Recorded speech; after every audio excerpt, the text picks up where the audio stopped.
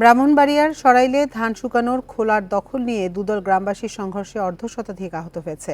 সকালে উপজেলার পরমানন্দপুর চান্দাইলের মাঠে এই সংঘর্ষের ঘটনা ঘটে। বিকাশে কম খরচে ক্যাশ আউটের লিমিট বেড়ে 50,000, প্রিয় এজেন্টও 2টা।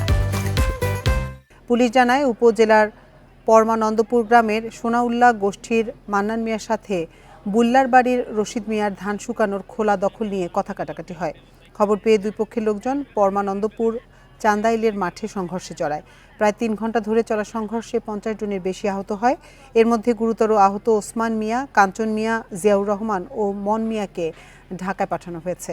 আহত অন্যদের সরাইল, ভৈরব ও ব্রাহ্মণবাড়িয়া হাসপাতালে পাঠানো হয়।